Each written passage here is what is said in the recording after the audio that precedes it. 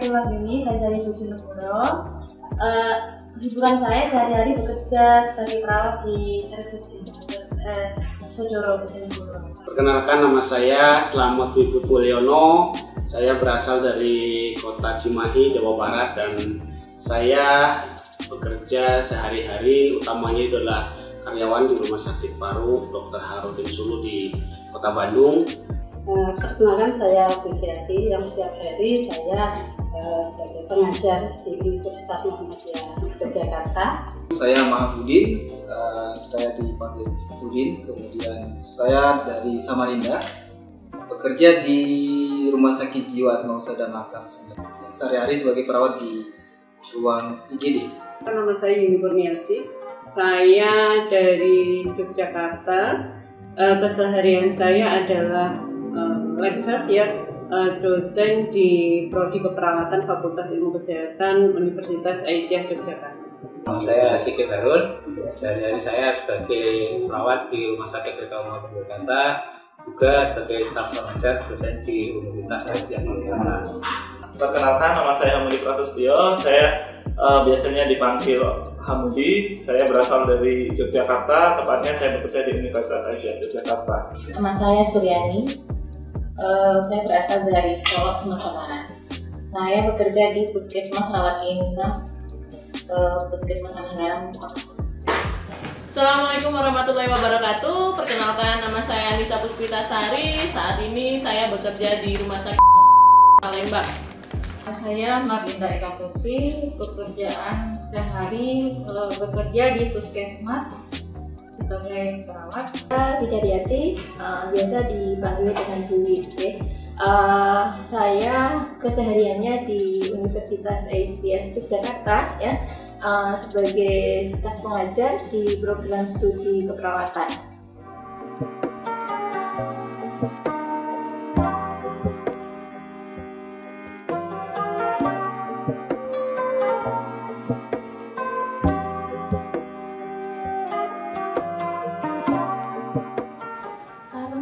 Ya kepengen aja, jadi saya tuh sebenarnya dari 2013 waktu pertama kali lihat presentasinya Bu Dia itu sudah tertarik.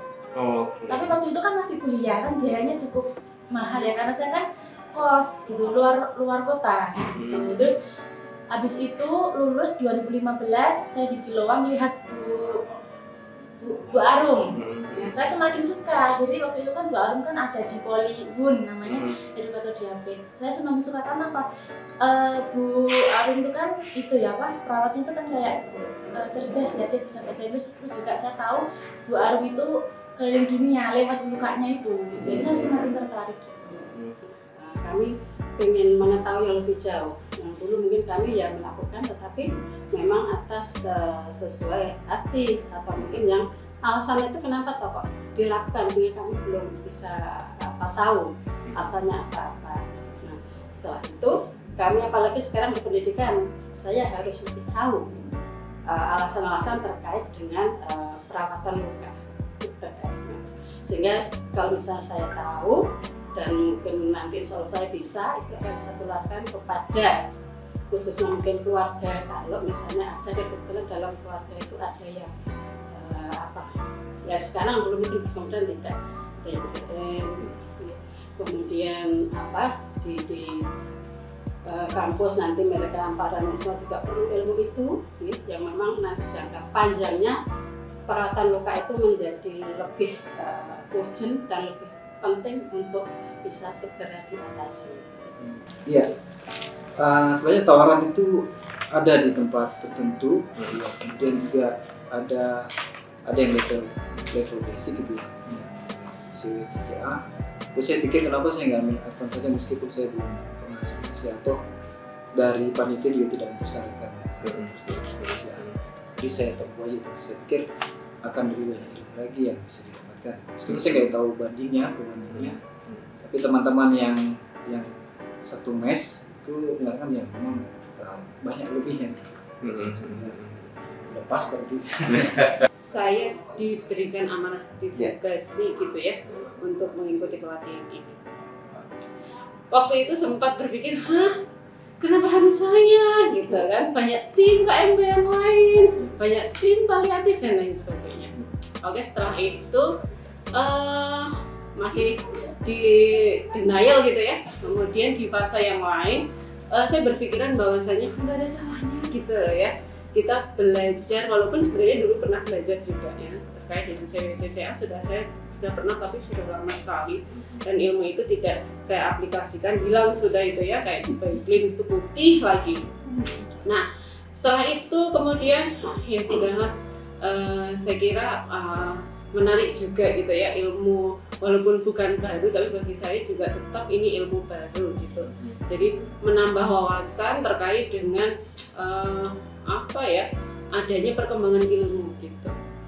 Dan setelah ikut ternyata tidak hanya bagaimana cara merawat luka yang baik ternyata, tapi banyak hal ya yang saya dapatkan, termasuk kalau dimasukkan ke ilmu manajemen ternyata banyak banget gitu ya. Alhamdulillah ya, setelah merasa terasingkan tapi ternyata banyak manfaat yang kita dapat. Berkaitan dengan luka, kebetulan saya di rumah sakit sudah diamanai untuk di kegiatan home care. Ya, selama ini kegiatan home care banyak bersinggungan dengan kelupaan, baik itu pasien-pasien yang baik itu pasien yang paliatif ya dengan ulcer, kemudian ada juga pasien yang post operasi yang mungkin karena dengan post operasi itu perlu dilakukan untuk perawatan luka, dan biasanya itu tidak akan berlanjut dari rumah sakit untuk di rumah. Nah, untuk kaitannya dengan perawatan luka modern atau modern dressing itu sebenarnya saya sudah tahu, artinya belum tahu tapi belum mendalam, cuma dari teman, karena memang ada beberapa teman yang sudah pernah mengikuti kegiatan seperti ini. Cuma di bayangan kami, karena kami juga di home care yang berkaitan dengan itu ada program untuk rencana untuk ikut pelatihan, tapi belum sempat terrealisir untuk program tersebut, sehingga ketika ada barangkali ya produk yang menawarkan berkaitan itu model biasa, ya kita belum bisa katakanlah ini untuk apa seperti itu ya, sehingga ada keinginan untuk lebih tahu, karena nanti juga akan berinteraksi dengan teman-teman yang kebetulan diangkat atau melakukan perawatan di masyarakat ataupun di home care dulu, sehingga tidaknya nanti dari home care bisa memberikan semacam mungkin ketika ditanya tahu ini harus seperti apa. Memang juga kemudian juga ada dukungan dari pihak manajemen ya, itu sangat mendukung. Kemudian kebetulan dari UNISA juga ada program untuk mengikat kami, sehingga gayung bersambut itu kita sampai di sini. Sebenarnya motivasi saya itu yang pertama itu terkait di pendidikan, itu memang kami itu termasuk diantaranya tim saya ingin sekali mengembangkan pelayanan keperawatan itu, karena di kampus kami di tempat saya bekerja itu masih seputar tindakan medical seperti itu. Ada sebuah klinik namun belum ada pelayanan keperawatan, dan menurut saya yang sejauh yang saya pahami kompetensi yang sangat bagus dan sangat menarik untuk dilakukan perawat adalah perawatan luka. Nah, oleh karena itu untuk mengembangkan pelayanan keperawatan terutama perawatan luka, saya sangat ingin berkesempatan di sini belajar seperti apa sih perawatan luka yang sebenarnya, seperti apa sih tindakan luka yang sebenarnya, sehingga itu nantinya harapannya dapat diaplikasikan bukan hanya untuk diri saya sendiri, tapi dapat diaplikasikan untuk pendidikan di keperawatan. Memang panjang ya, 3 bulan menyelang ikut pelatih ini udah izin sama ke kampus, ke Puskesmas. Memang saya memegang program di Puskesmas harus mencapai target 100%. Padahal saya cuma sekarang belum sampai 50%. Seharusnya harus 75% di bulan November. Tapi sebelum berangkat saya minta dulu sampai ya nggak sampai sih, tapi teman yang membantu. Tapi saya di sini yang membuat laporan tiap hari. Oke, kalau yang pertama ya prinsip saya ketika diberi tugas ya oleh pimpinan itu ketika tidak ada kendala apapun ya saya siap melaksanakan. Apalagi ini topik yang menurut saya menarik ya, perawatan luka modern gitu ya. Saya belum belum pernah sebelumnya terpapar, mungkin CBCCA belum pernah juga gitu ya, sehingga saya tertarik untuk tahu ya, dan ya harapannya nanti bisa expert di bidang perawatan.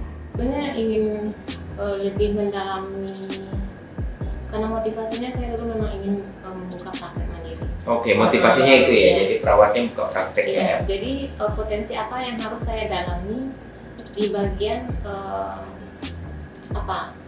basicnya saya sebagai perawat. Sebagai perawat. Tidak lari kemana-mana gitu. Jadi pikiran saya itu yang tepatnya ke perawatan luka, karena hanya merawat luka tidak maksudnya itulah potensi seorang perawat. Gitu. Yang pada kala itu memang orang rata-rata buka praktek mandiri perawat luka ya gitu ya. Rata-rata buka praktek. Pada umumnya waktu itu kan cuma bidan. Iya. Yang perawat itu belum banyak gitu kan. Jadi termotivasinya karena memang ada juga melihat teman di tempat kerja saya mengikuti pelatihan CWCCA dan terlihat ini bagus juga prinsipnya, penemuan terbaru gitu, pokoknya ada penemuan terbaru gitu, ada teknologi baru lagi yang bisa kita kembangkan sebagai perawat. Oke, terus mungkin di awal di teman-teman yang memang sudah saya mungkin sebagian besar akan mengalami sama yang saya rasakan dulu tahun 2013. Jadi pasti pertama itu sempat menolak gitu, tawaran-tawaran untuk perawatan luka gitu, untuk khususnya apalagi pelatihannya gitu. Saya sendiri menolak gitu, ada yang menawari dulu teman gitu ya, dan sekarang ternyata dia teman saya juga gitu, padahal ya Marina Rurang itu dulu sekelas, dan dia menawari sampai ke rumah sakit datang untuk menawarkan bahwa untuk ikut perawatan luka, dan saya ya hanya kalau bahasa mimik tubuhnya saya hanya mengerutkan kening saja ya, itu karena apa gitu ya, buat apa gitu ya. Jadi denialnya banyak banget, lama habis itu dihubungi lagi gitu, dan akhirnya ya dengan terpaksa sih akhirnya gitu ya, karena tanda kutipnya dulu memang nggak enak karena yang mengajak itu temen gitu, aslinya seperti itu. Jadi mau nggak mau, dan pada saat itu saya juga nggak mau ngeluarin uang sendiri gitu ya. Akhirnya gimana caranya, saya berkoordinasi dengan rumah sakit, dokter anestesi, kebetulan dokter PSU itu dia welcome juga dengan anak buah perawat di situ untuk mengembangkan keilmuan. Akhirnya bisa diajukan ke rumah sakit, dan ya alhamdulillah dulu. Artinya saya tidak menggunakan juga, sebenarnya berat juga karena buat apa juga gitu, di ICU juga nggak dipakai gitu ya. Walaupun dipakai apa yang tidak ada gambaran sama sekali gitu. Jadi awal mulanya seperti itu, dari segi kemauan, terus mindsetnya memang belum terbuka ya, kemauan itu belum ada, saat itu dipaksakan. Istilahnya tanda kutipnya dipaksa sebenarnya. Ternyata kesini itu ya luar biasa sebenarnya ya. Walaupun saya tidak bekerja di area rumah sakit yang banyak lukanya, ternyata di community, di masyarakat itu luka juga sebenarnya cukup banyak yang memang tidak tertangani gitu. Itu yang menjadi saya akhirnya gimana caranya juga terus kepengen mengembangkan perawatan luka ini terutama gitu. Mungkin nanti ada perawatan luka stoma selanjutnya gitu ya. Jadi sangat luar biasa lah, pokoknya saya kepengen meningkatkan kompetensi ini lebih all out lagi. Luar biasa. Motivasi pertama agak panjang Pak sebenarnya. Sebelumnya memang ada riwayat ibu kena diabetes dan ibu ada kalus di kakinya. Dari situ saya mikir sebenarnya sudah dapat ilmunya waktu kita kuliah, tapi kan masih belum terlalu mendalam untuk masalah luka. Makanya saya berpikir ya sudah, nanti kalau semuanya sudah ada biaya untuk saya melakukan pelatihan, saya akan ikut. Dari situ saya coba mencari-cari lagi bagaimana perawatan luka itu sendiri. Terus pas sudah ada dananya, sudah terkumpul semuanya untuk ikut pelatihan, saya langsung daftar karena kebetulan momennya itu langsung pas gitu. Terus habis itu nggak lama dari situ almarhum ibu sudah almarhum. Jadi semakin kesini saya semakin yaudah, ayo benerin lagi niatmu. Nanti kamu bisa jadi perawat luka, bisa bantu banyak orang, semoga juga bisa jadi amal ibadah aku dan ibu di sana.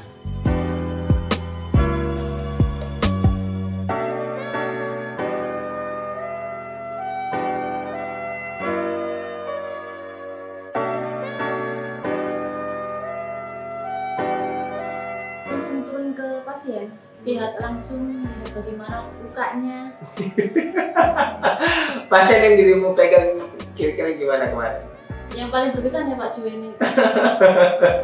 Itu luar biasa. Luar biasa ya. Oke. Ya alhamdulillah. Justru dari saya klinik ikut di pelatihan ini, saya banyak ilmu yang saya dapatkan. Yang sebelumnya saya belum tahu, sekarang menjadi lebih tahu. Ya meskipun mungkin kemahirannya belum seperti teman-teman yang sudah sekian tahun memegang di khusus luka ini. Saya pernah melakukan tindakan perawatan luka, tapi ya tahap-tahapnya atau kenapa ini alasannya harus misalnya mois atau apa itu belum sampai sejauh itu.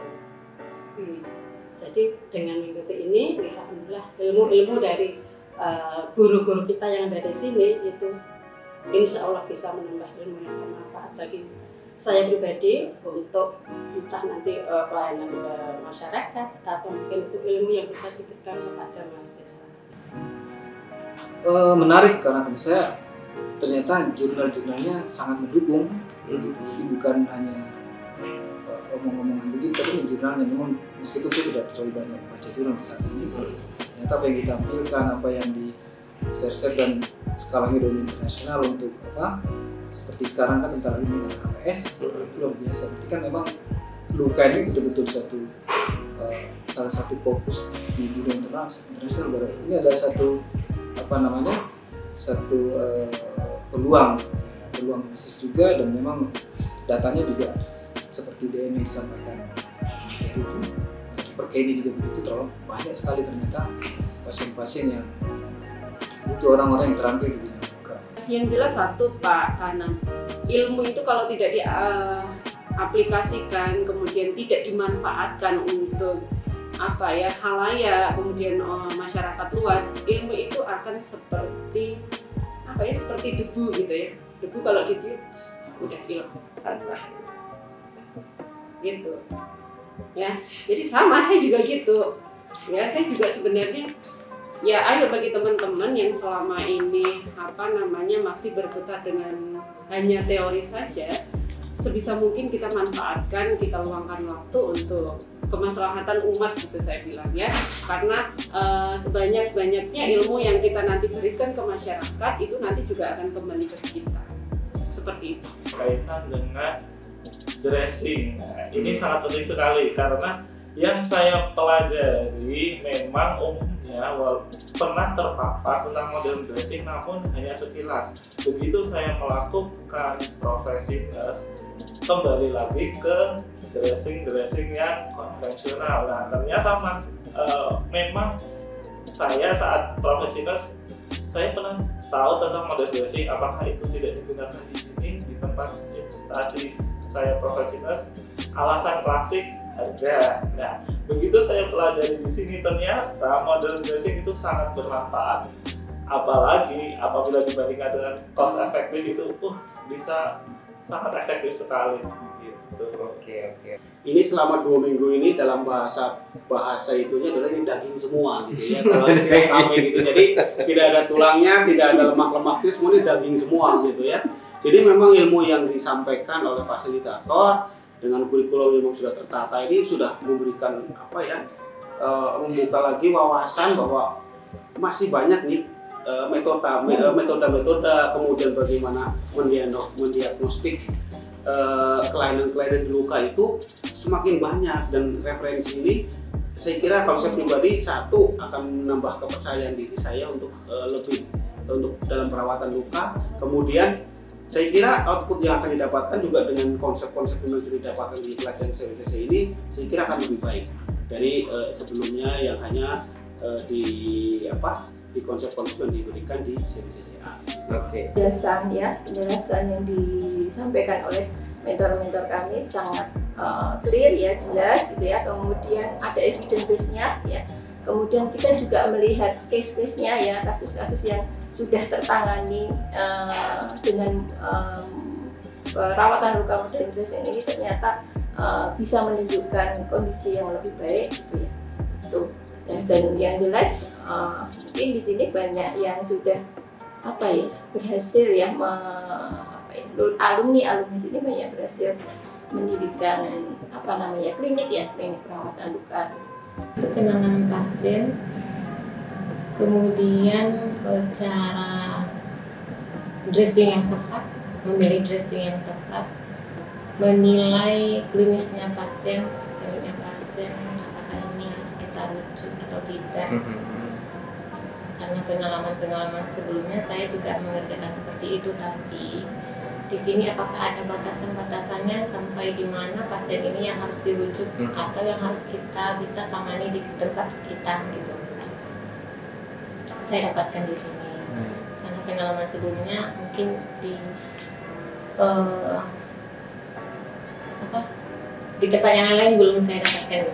Sempat ada satu kasus, dan memang dia bakalan berulang. Ternyata manajemennya selain untuk kita kikis sikalus, terus perawatan dari pasien itu sendiri tetap harus ada gitu kan. Jadi kayak semuanya pasiennya harus pakai alas kaki yang ini lebih empuk kayak gitu, terus nutrisi dari si pasiennya, bagaimana pasiennya untuk menjaga si pola makannya itu sendiri kayak gitu Pak. Oke.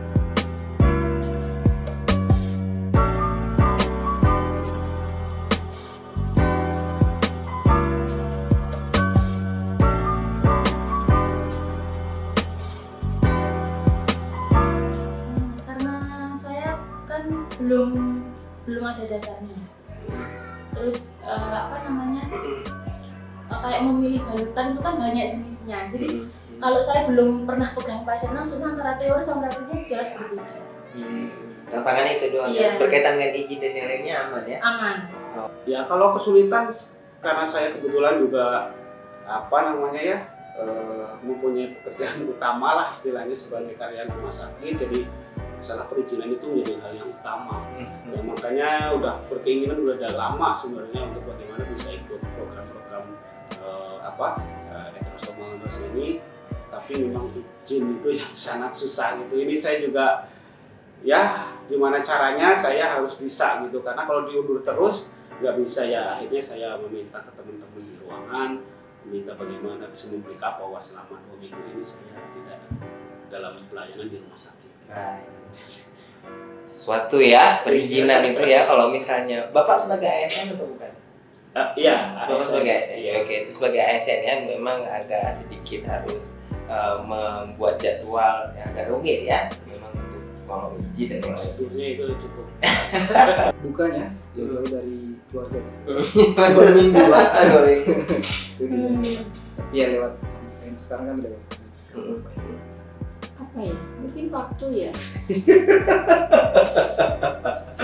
bukan gitu. Jadi sangat banyak yang harus kita pelajari gitu ya. Dan ternyata kita itu ketika semakin banyak belajar itu ya semakin banyak tantangan. Ternyata ilmu itu sangat luas gitu ya, sehingga ya kita memang harus butuh waktu yang lebih ya untuk bisa ekspor.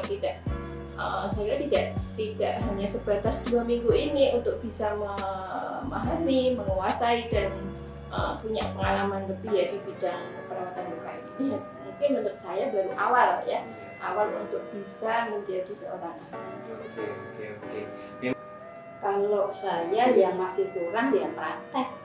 Berarti magang sebulan lagi di sini gitu. Praktek karena dengan praktek yang dikatakan seminggu ini istilahnya baru kulitnya, tapi sejauh mana itu sampai kami itu dibilang mahir, nah itu memang butuh jam terbang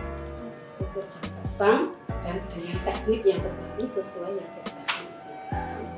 Di naik-naiknya COVID, jadi masih belum bisa untuk kita online di sini Pak untuk prakteknya. Jadi saya memang hybrid ya, yang online sama offline kelasnya. Jadi di tahun 2020 saya ngikutin kelas online-nya untuk yang materi-materi. Terus di 2021 sebenarnya saya sudah mau untuk kita berangkat ke Bogor.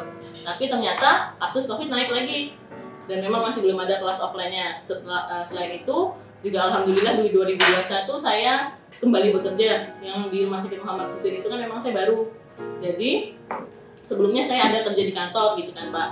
Terus saya selesai saya habis kontrak, di 2020 itu memang masih masa-masa yang agak berat karena memang ibu nggak ada, kerjaan udah nggak ada juga, jadi gimana caranya saya untuk motivasi juga kan. Tapi di 2021 karena baru masuk anak baru, belum dapat cuti.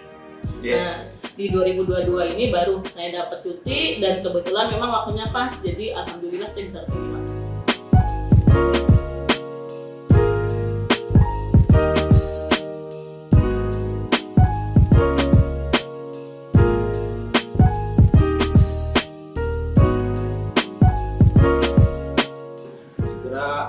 Mulai menghubungi atau berkolaborasi atau bersinergi lah ya dengan dokter umum penanganan di praktek mandirinya, kemudian untuk MOU dengan laboratorium, kemudian saya terpikir ternyata dengan CWCC ini kan ternyata kebanyakan masalah-masalah vaskuler, jadi mungkin kedepannya saya memang harus kerjasama dengan dokter vaskuler ini ya. Itu banyak sekali sebenarnya di pikiran ini ya, kalau mau curahkan banyak ini Pak.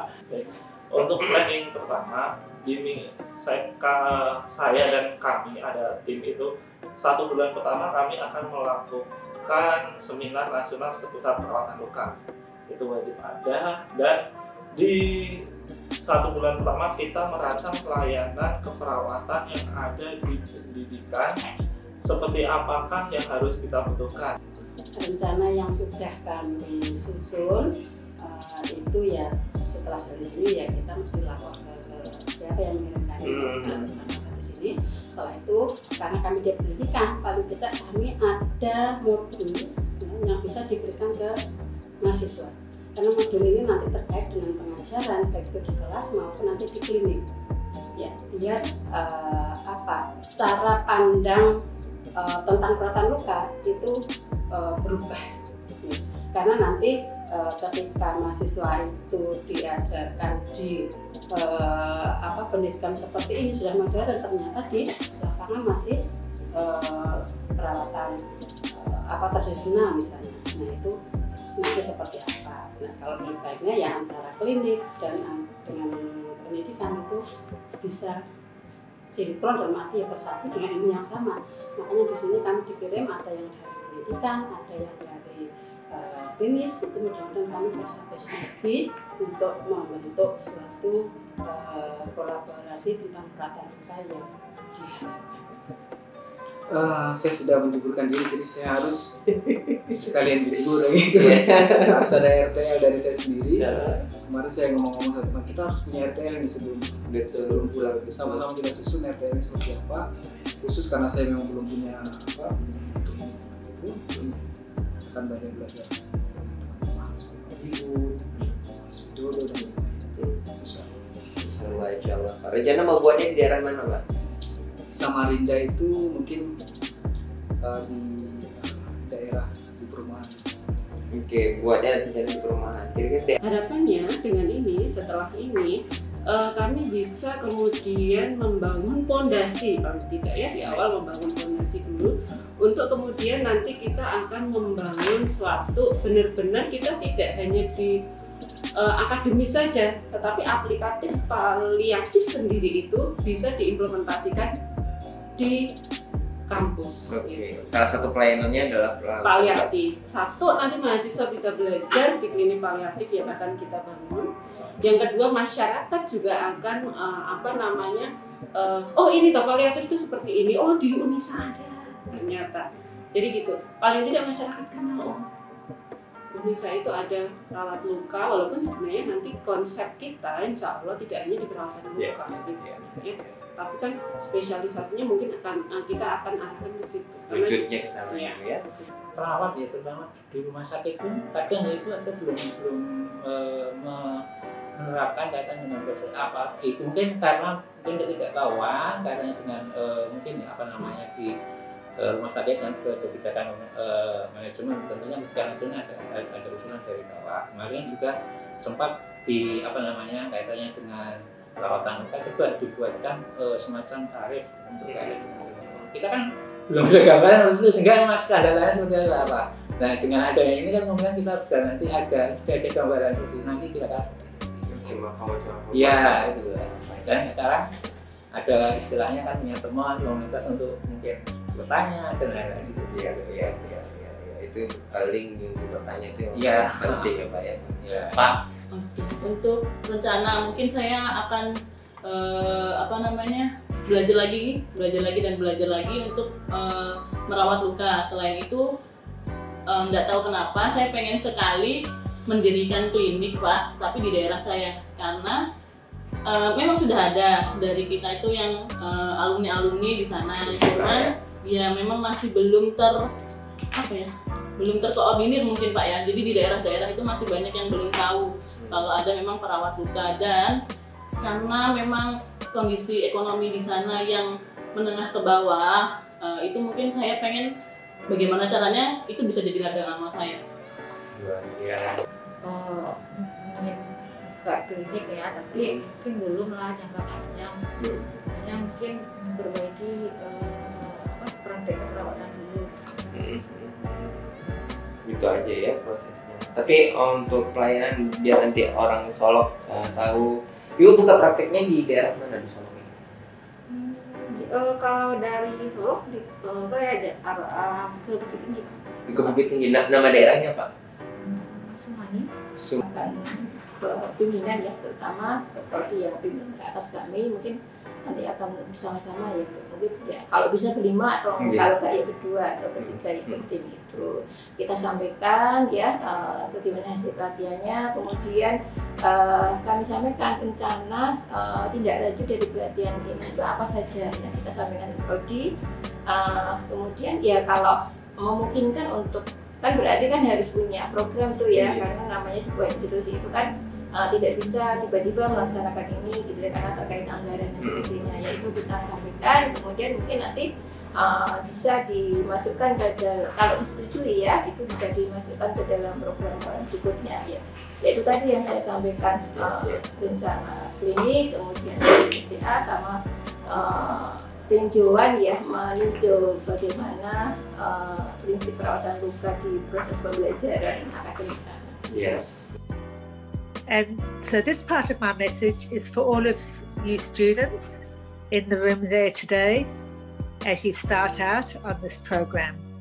So I always say that stomal therapy nursing, as we call it in Australia, and it's called enterostomal therapy nursing worldwide, or wound ostomy continence nursing, that it can take you anywhere in the world. If you master, not only master, but continue to learn, because everything changes. You think you've got it, but then there's more to learn. Research brings more ideas and more knowledge. So I would just recommend to you that because you've done the program, when you finished it, you're just a beginner and you have so much to learn. And you learn that from your patients, and you learn it from your colleagues, and you learn it from listening to what's happening, and by keeping up to date, by reading the journals and going to conferences and sharing what you learn and doing proper research. And this specialty, this nursing specialty, this amazing nursing specialty can take you anywhere. It can take you anywhere in your village. It can take you anywhere in your region, in your island, in your country, and it can take you anywhere. So the future is really yours. And I think the way the program is developed in Indonesia is very special and really good, so that you can practice in the specialty really right from the start of your learning. But never forget, there's always more to learn. So all the best in your program, happy learning, and yes, lots of love. I love you all. Bye.